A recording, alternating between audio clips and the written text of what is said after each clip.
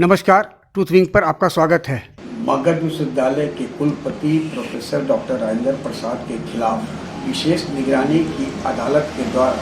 गिरफ्तारी warrant issue कर दिया गया है। अब एसबीयू की team professor doctor Rajendra Prasad की गिरफ्तारी के लिए गया स्थित उनके आवास से लेकर लखनऊ स्थित उनके पैतृक आवास पर गिरफ्तारी वारंट को तामीला कराने के लिए पटना से रवाना हो गई है। इस संबंध में सूत्रों ने बताया कि पटना उच्च न्यायालय के जस्टिस आशुतोष कुमार की खंडपीठ के द्वारा प्रोफेसर डॉक्टर राजेंद्र प्रसाद की अग्रिम जमानत याचिका के साथ साथ एसबीयू थाना में दर्ज कांड संख्या 2/2021 को क्वैश करने से संबंधित याचिका को खारिज कर दिए जाने के बाद यह चर्चा थी कि प्रोफेसर डॉक्टर राजेंद्र प्रसाद के खिलाफ गिरफ्तारी वारंट के लिए विशेष निगरानी की अदालत में एसबीयू की ओर से प्रार्थना की जाएगी। सूत्र बताते हैं कि एसबीयू की प्रार्थना पर विशेष निगरानी अदालत ने प्रोफेसर डॉक्टर राजेंद्र प्रसाद के खिलाफ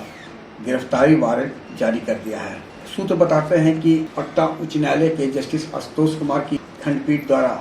जो 55 पृष्ठ का आदेश दिया गया था, जिसमें एसबीयू की कार्रवाई को सही ठहराते हुए प्रोफेसर डॉक्टर राजेंद्र प्रसाद के खिलाफ कड़ी टिप्पणी की गई थी कि वे प्रशासनिक पद का दुरुपयोग कर अवैध संपत्ति अर्जित की है, और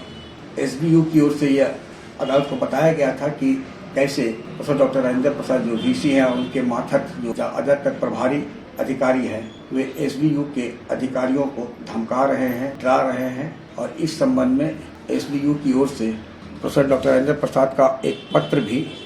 अदालत को कॉन्ट्रीब्यूट कर बताया गया था कि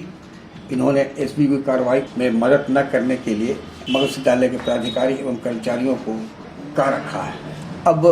करीब 1,80,00,000 से ऊपर की नगद बरामदगी, विदेशी मुद्रा की बरामदगी, अवैध संपत्ति से संबंधित दस्तावेज, जमीन से जुड़े कई कागजात की बरामदगी के बाद एसबीयू अब प्रोफेसर डॉक्टर राजेंद्र प्रसाद को गिरफ्तार कर पूछताछ करने के लिए मन बना चुकी है। और अपना हाई कोर्ट का भी यह ऑब्जर्वेशन है कि कस्टोडियल इंक्वायरी से ही सच्चाई सामने आएगी। जो अपील एसबीयू ने की है उसे नकारा नहीं जा सकता है। और इस संबंध में केस के वादी है एसबीयू में एसपी डॉक्टर जेपी मिश्रा, जो कि एसपी संवर्ग के अधिकारी हैं और सीबीआई से भी वे सेवानिवृत्त पदाधिकारी रहे हैं। यानी सीबीआई में भी वे कार्यरत रह चुके हैं। वहीं एडीजी नईर हसनैन खां मगध विश्वविद्यालय ये इस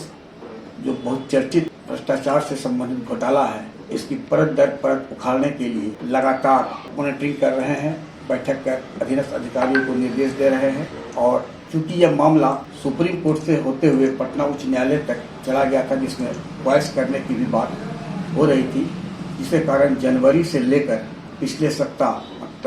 तक एसबीयू की पैर पर एक तरह से अघोषित बेड़ी लग चुकी थी, और एसबीयू चाहकर भी इस मामले में कोई कदम नहीं उठा रहे। उसे भय था, यह आशंका थी कहीं यदि अदालत के द्वारा केस को ही क्वैश कर दिया गया, यानी एफआईआर को, तो जांच का कोई मायने नहीं रहेगा। लेकिन जांच के बाद अब और भी तथ्य सामने आएगा, और इस बीच जो एसबीयू की कार्रवाई में मदद करने वाले जो अधिकारियों और कर्मचारियों का स्थानांतरण प्रभारी कुल सचिव के द्वारा किया गया है, वो भी राजभवन के इशारे पर जो एक अधिकारी वहां बैठे हुए हैं, जिसके संबंध में भाजपा के वरिष्ठ नेता पूर्व मुख्यमंत्री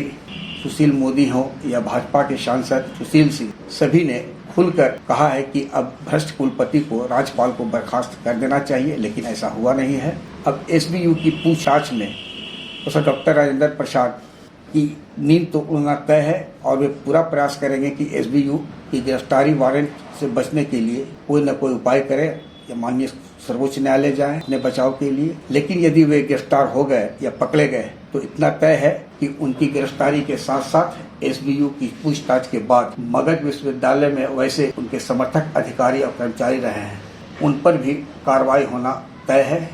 लेकिन यह कब होगा, यह प्रोफेसर डॉक्टर राजेंद्र प्रसाद की गिरफ्तारी और पूछताछ के बाद ही स्पष्ट हो पाएगा। आग्रह है कि इस वीडियो के लिंक को लाइक, शेयर, सब्सक्राइब अवश्य करें। धन्यवाद, नमस्कार।